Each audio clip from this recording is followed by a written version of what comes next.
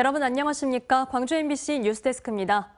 지난해 4월 시민 누구나 필요할 때 돌봄을 받을 수 있게 하겠다며 시작한 광주 통합돌봄 서비스가 시행 1년을 맞았습니다. 그동안 3만 건의 가정 방문이 이뤄졌고 14,000여 명이 맞춤 돌봄 지원을 받는 등 광주의 대표 정책으로 자리매김하고 있습니다. 보도에 송정근 기자입니다. 지난해 고관절 수술을 받아 거동이 불편해진 87살 서송암 할머니 집에 한의사와 간호사가 찾아왔습니다. 혈압과 당뇨를 측정하고 할머니가 아파하는 등과 허리에 침을 놓습니다. 허리랑 다리 좀 어떠셨어요? 그래도 많이 아파요. 약침 먼저 놔드릴게요. 광주시가 지난해부터 시작한 광주 통합돌봄 서비스로 한의사가 직접 집으로 찾아와 진료를 해주는 방문진료 서비스입니다. 엄마가 침을 맞고 싶다 해서 혼자 가가지고는 너무 힘들어 하시는데 갔다 오시면 또 녹초가 되시고 그러는데 엄마가 좀 나았다고 하니까 저도 이제 기분이 좋고 내일도 조금씩 보러 다니고. 또 다른 통합돌봄 서비스를 신청한 75살 정순자 할머니 집. 물리치료사가 커다란 공을 들고 방문해 무릎 관절과 발목 관절을 풀어주는 치료를 하고 하체 근력을 강화해주는 치료도 합니다. 자, 천천히 좌우로 10개만 해보실게요. 하나, 둘. 허리가 안 좋아 침대에서 식탁까지 걸어가는 것도 힘들었는데 이젠 집 밖으로 나가는 것도 가능해졌습니다. 여기 선생님이 오시고 하니까 허리를 이렇게 해주시고 저 목도 안 좋았는데 목도 좋아지고요. 여러 가지 좋아졌어요. 못 걸었는데 걷고요. 광주 통합돌봄 서비스는 광주시와 5개 자치구가 함께 추진하고 있는데 방문 목욕, 영양 설계, 병원 동행 등 7개 서비스와 긴급 돌봄을 제공하고 있습니다. 기존 돌봄 정책은 특정 대상자만 지원하는 선별주의, 그리고 스스로 신청해야만 지원하는 신청주의를 엄격하게 적용해 왔습니다. 하지만 광주 통합 돌봄 서비스는 누구나 돌봄을 받을 수 있다는 점에서 기존 복지 정책의 한계를 극복했다는 평가를 받고 있습니다. 당사자 본인이 아니더라도 이웃이나 기관들이 돌봄 신청을 대신해줬고 그 결과 지난 1년 동안 광주 통합 돌봄 서비스를 14,000명 가까이 이용했습니다. 저희 광주 통합돌봄은 이웃이 신청해 주실 수 있습니다. 실제 1년간 18,000건에 이르는 신청건 중에서 절반가량이 이웃이나 기관의 신청이었습니다. 저희가 얼마나 놀랐는지 모릅니다. 지난해 광주 시민이 뽑은 최고의 정책으로 선정된 광주 통합돌봄 서비스. 2년차를 맞은 광주 돌봄 서비스는 사회적 관계망이 단절된 시민들이 서로 만나 공동체를 복원할 수 있도록 사회적 관계돌봄 서비스를 제공할 예정입니다. MBC 뉴스 송정근입니다. 의대 증원에 반발해 전면 휴진에 동참했던 전남대, 조선대학교 병원 교수들이 내일부터 진료 업무에 복귀합니다. 전남대와 조선대병원 등에 따르면 오늘 휴진에 동참했던 50명의 교수들은 내일 정상적으로 진료 업무에 들어간다고 밝혔습니다.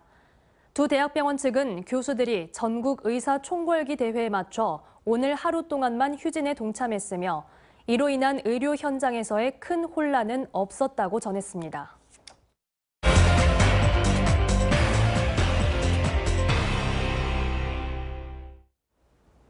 전남 지역 개원이 일부도 집단 휴진에 동참하기로 했던 오늘 예상보다 참여율은 낮았습니다. 하지만 정부와 지자체가 휴진한 병원 명단을 비공개한 데다가 문을 연다고 했던 병원이 실제로는 휴진하는 등 안내가 엉터리여서 환자들 불편이 컸습니다. 김규희 기자가 한 걸음 더 들어가 현장 취재했습니다. 전남 지역 개원이 일부가 의료계 집단 휴진에 동참해 진료를 멈추기로 한 날. 정부와 지자체는 환자들이 헛걸음하지 않도록 문을 연 의료기관을 공개하겠다고 밝혔습니다. 도민 불편이 최소화될 수 있도록 18일은 응급의료 정보 제공 이전 어플과 관내 보건소를 통해서 문 여는 병의원을 확인 후에 병원을 방문하시기를. 그런데 취재진이 직접 가보니 앱에 나와 있는 정보는 엉터리였습니다. 앱에는 진료 중이라고 안내된 병원인데요. 실제로 와보니 문은 굳게 닫혀 있고 오후에 진료를 쉰다는 안내문도 붙어 있습니다.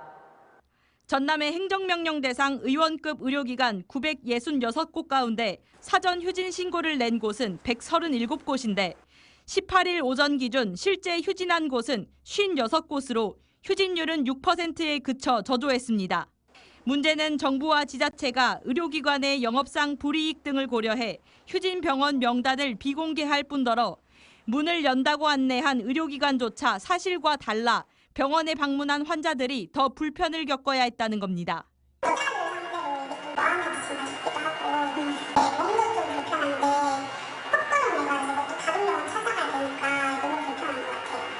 해당 앱은 보건복지부가 중앙응급의료센터에 위탁해 운영하는 것으로 각 시군으로부터 전달받은 휴진병원 정보가 게시됩니다. 보건복지부는 사전신고 의료기관을 기준으로 병원 운영 정보를 입력한 시군과 달리 일부 지역에서는 실제 휴진 여부를 일일이 확인한 뒤 정보를 입력하느라 업데이트가 늦어져 오차가 생겼다는 설명입니다. 저희도 행안부나 지자체랑 조금 논의하고 정확하게 정보를 제공할 수 있는지 제일 좋은 방법이 어떤 건지 그거를 좀 판단해서 그냥 다시 좀 개선해야 될 것 같습니다. 의료계가 무기한 휴진 등 전면 투쟁을 예고한 가운데 최소한의 정보조차 제대로 공유되지 않으면서 시민들의 의료 기본권은 더 침해받고 있습니다. MBC 뉴스 김규희입니다. 낡고 딱딱한 의자와 책상을 떠올리게 했던 학교 도서관이 대변신을 하고 있습니다. 요즘 유행하는 스터디 카페보다 좋은 시설로 꾸며지면서 학생들의 이용률도 높아지고 있다고 하는데요. 이재원 기자가 취재했습니다. 점심 식사를 마친 학생들이 3355 모여들더니 밝고 화사한 책상에 자리를 잡고 책을 펼칩니다. 시원한 에어컨 바람은 한낮의 무더위를 날려주고 커다란 창문을 통해 들어오는 자연광과 세심한 조명은 학생들의 눈의 피로를 풀어줍니다. 한쪽에서는 그룹 스터디가 진행되고 있고 자유롭게 쉬고 있는 학생들도 눈에 띕니다. 도서관을 대신해 이 학교에 자리 잡은 365 스터디룸의 모습입니다. 이런 공간이 학교에 있음으로써 아이들도 거기에 개인적인 돈을 들이지 않고 오히려 학교에 오랫동안 남아있으면서 공부를 할 수 있는 분위기가 형성된 것 같습니다. 2년 전부터 설치되기 시작한 365 스터디 룸은 광주 지역 일반계 고등학교 49곳 가운데 올해까지 41곳에서 설치를 마쳤습니다. 학교당 좌석은 80석에서 최대 240석까지로 규칙도 학생들이 자율적으로 정하고 있습니다. 특히 늦은 밤까지 학생들이 마음 편히 공부할 수 있도록 보안에도 신경 쓰고 있습니다. 자치회가 운영이 되고 있습니다. 이름주 자치회가. 그래서 아이들이 규율을 세우고 규칙도 스스로 아이들이 잘 지켜나가고 있고요. 외부 영리업체가 무단 사용하지 못하도록 상표 등록까지 마친 365 스터디 룸은 올해부터 중학교로 확대될 예정입니다. 고등학교 선택이 특성화고냐 일반고냐에 따라서 직업과 가까워질 수도 있고 진학과 가까워질 수도 있어서 그 탐색의 이 기능을 함께 결합시킨 겁니다. 하지만 야간과 토요일 오후까지만 운영되는 점은 아쉬움으로 남습니다. 일요일과 공휴일에도 희망하는 학생들이 이용할 수 있도록 교육 당국의 고민도 필요해 보입니다. MBC 뉴스 이재원입니다. 광주 도심을 걷다 보면 폴리라고 하는 조금은 생뚱맞은 작은 건축물을 볼 수 있는데요. 도시 재생과 문화적 자극을 위해 지난 10여 년 동안 30여 개의 폴리가 도시 곳곳에 조성됐습니다. 올해는 순환을 주제로 한 새로운 폴리들이 좀 더 친숙한 모습을 선보입니다. 박수인 기자가 보도합니다. 동명동 푸른 길을 걷다 보면 마주치는 조형물. 화장실 같기도 하고 창고 같기도 한 이것의 정체는 도심 속 장식용 건축물을 뜻하는 광주 폴리입니다.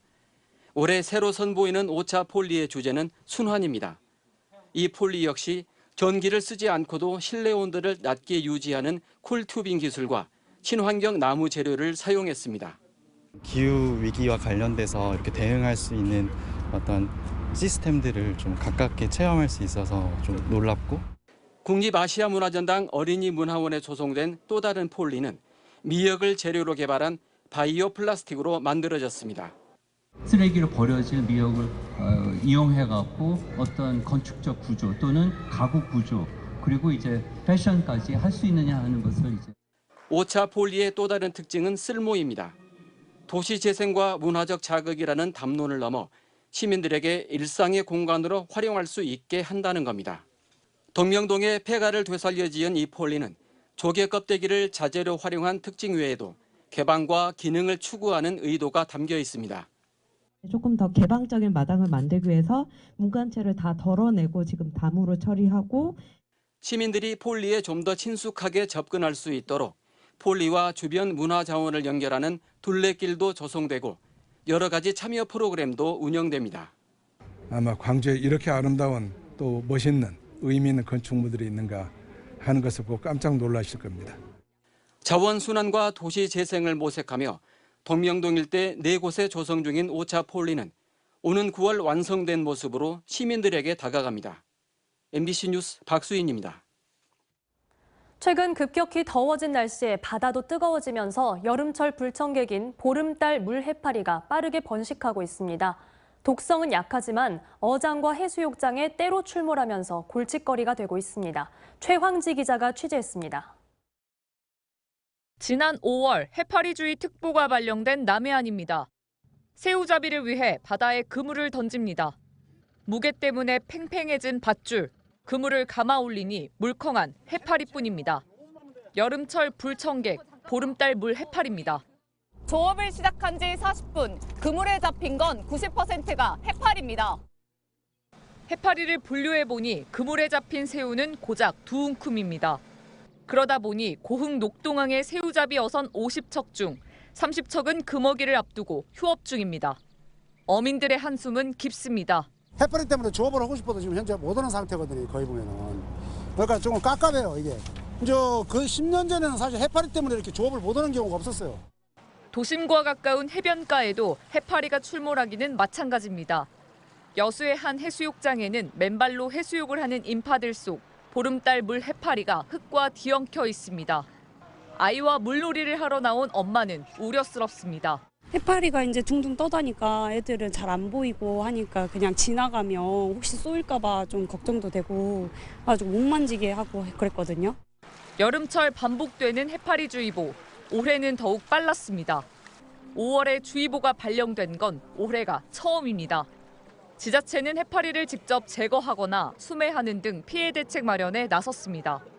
24년도 해파리 피해 예방 종합 대책을 지난 5월 27일 날 수립하였고 어민 피해 예방을 위해서 주에 2회, 화요일, 목요일 2회 모니터링 예찰. 여름철 본격적인 폭염이 시작되면 독성이 강한 노무라 잎깃 해파리까지 가세할 것으로 보여 더욱 주의가 요구되고 있습니다. MBC 뉴스 최황지입니다. 광양시가 섬진강 권역 관광 개발 사업에 박차를 가하고 있습니다. 레저 활동인 집 와이어와 멋진 볼거리, 미디어 파사드 설치가 속도감 있게 추진되고 있습니다. 최우식 기자입니다. 광양 배알도 주변에 길이 900m의 집 와이어와 300m의 모노레일 설치 공사가 완공을 앞두고 있습니다.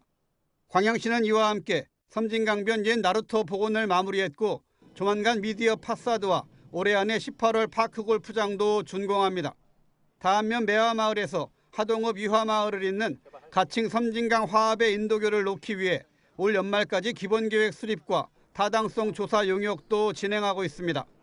현재 광양시가 추진하는 섬진강권역 관광 개발 사업은 아트케이션 관광 스테이와 산토리니인 망덕포구 등 7건의 사업이 있습니다. 체험과 휴양 그리고 문학이 함께하는 관광지를 조성 중에 있습니다. 섬진강의 수려한 자연 환경을 바탕으로 하늘을 나는 짚라인과 강바람을 즐기는 백면의 캠핑장, 서시와 함께하는 윤동주 정병호 문학관. 광양시 관광진흥 종합계획의 핵심은 백운산과 섬진강, 산업시설 등 3가지의 잠재적인 관광 자원을 킬러 콘텐츠로 육성한다는 구상입니다. 특히 섬진강은 이곳에 와야만 볼 수 있는 차별화 가능성이 가장 높은 테마라는 게 광양시의 판단입니다. 최근에는 인근 지자체들이 섬진강권역 통합관광벨트 구축에 적극적인 관심을 보이면서 더더욱 주목받는 권역이 됐습니다. 광양시와 하동, 구례, 곡성군은 섬진강권을 하나의 관광 권역으로 발전시키는 것을 최우선 과제로 삼아 지속적인 투자와 행정적인 지원을 다한다는 데 뜻을 모았습니다. 4개 시군이 함께 연계한 프로그램을 개발하고 거기에서 시너지 효과를 발생하여 우리 섬진강이 남해안 남중권 관광 중심지로 거듭날 수 있도록 4대강에 비해 잘 보존되고 오랜 시간 아껴뒀던 섬진강이 새로운 관광 콘텐츠의 중심으로 자리매김하고 있습니다. MBC 뉴스 최우식입니다.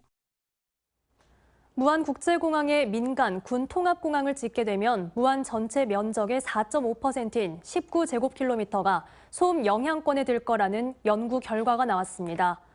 소음 영향권 인구는 무안 인구의 1.9%인 1,700여 명으로 예상됩니다. 광주연구원은 광주 군공항에서 발생하는 소음 정도를 표시한 등고선을 그대로 무안에 대입한 뒤 바다를 제외하고 이 같은 결과를 얻었다며 지역의 반대 여론을 줄이기 위해 소음 영향권 전체를 보상 대상에 포함하는 방안을 함께 제시했습니다.